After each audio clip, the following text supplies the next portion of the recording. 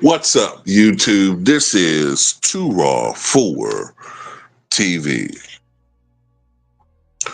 All right, so in this particular video, I want to talk about an NBA record that Michael Jordan owns that almost nobody knows about.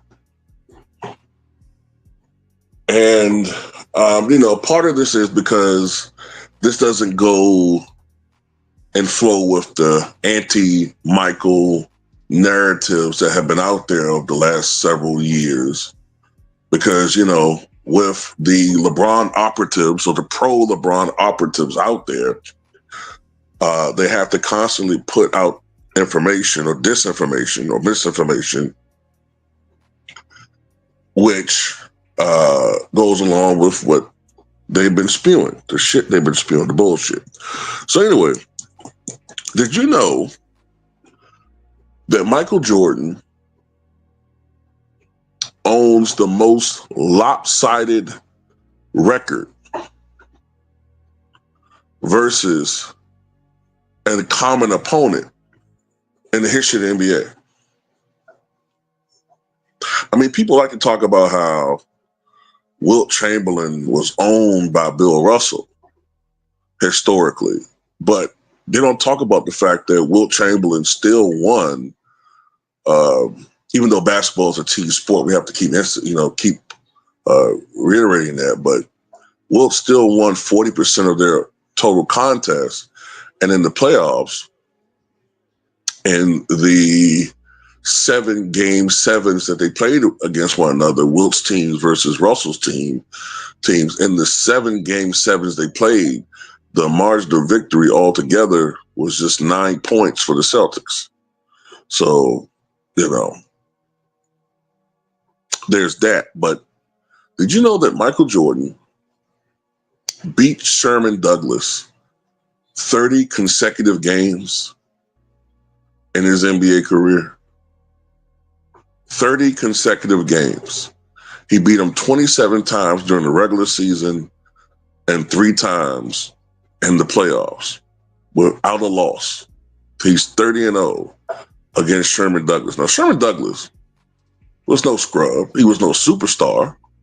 But Sherman Douglas was a feisty point guard that played during the 1990s. I believe he played with the Boston Celtics for a spell. I believe he played with the Miami Heat. I remember when he played with the Nets, and that's when they played the Bulls in the first round, 1998, which a series that the Bulls won 3-0. And he might have played for another team after that, maybe the Clippers. I can't remember. I think he was out of the league by 2002, but he was a good player, man. I think for his career, he averaged 11 points and about 6 assists per night. His best season in scoring, I believe, was the 94-95 season, when he averaged nearly 15 points a night. In the 93-94 season for Boston, I think it was, he averaged nearly 9 assists per night. So this was a good player. He was on the all-rookie first team back during the 89-90 season. So as I reiterate, he was a good player, but he wasn't Michael Jordan. Michael Jordan, in those 30 games, averaged 30.4 points, 5.3 rebounds, and 4.2 assists per night versus Sherman Douglas. So if anything, when you look at his career numbers, his scoring was actually down a little bit, which was indicative of the fact that if you watch Michael Jordan play like I did, he was not as concerned about putting up big numbers against middling teams. Against middling teams, he was more inclined to go out there, beat the fuck out of you after 3 quarters, and then ice his knees and talk about, golfing the next day or something on his day off for basketball. He didn't think that the Bulls should have to struggle against middling teams. They went out there and did what the fuck they had to do. So it doesn't surprise me that Michael Jordan went 30-0, an NBA record for most lopsided head-to-head matchup versus Sherman Douglas. You know, now someone may say, well, call me when he goes 30-0 against Clyde Drexler.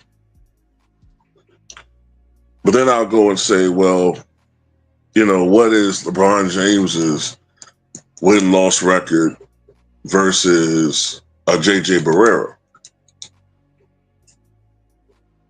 So, the thing about it is, Michael Jordan did what he had to do. And he got guys like Sherman Douglas up out of there. You know what I'm saying? The Bulls did what they had to do. And the Bulls, you know what I'm saying, were one of the most dominant teams in history of the NBA. Like I said in my video yesterday, after the first 3 games of the 1991 season, when the Bulls started their season 0-3, and some people were starting to panic, the Bulls, for the rest of Michael Jordan's tenure, never lost more than 2 games in a row. They never lost more than 2 games in a row. As a matter of fact, they almost never lost 2 games in a row at home.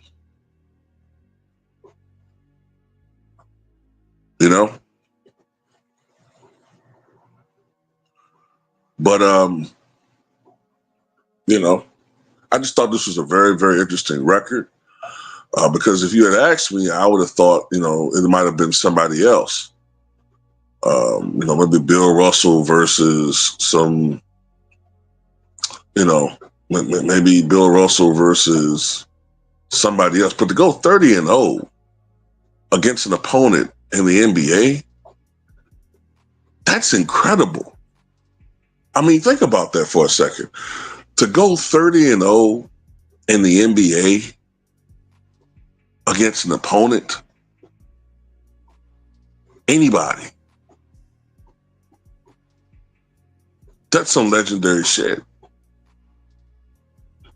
To win 30 games in a row against anybody. Now, I think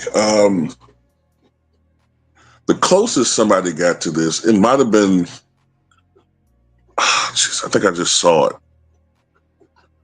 It might have been LeBron, but that, I think it was a couple years ago where I think LeBron had gone 28-0 versus somebody, but then in typical choke fashion for LeBron, that player was on a team that beat the Lakers, I think it was. So that put LeBron then at 28-1, and I think they lost again.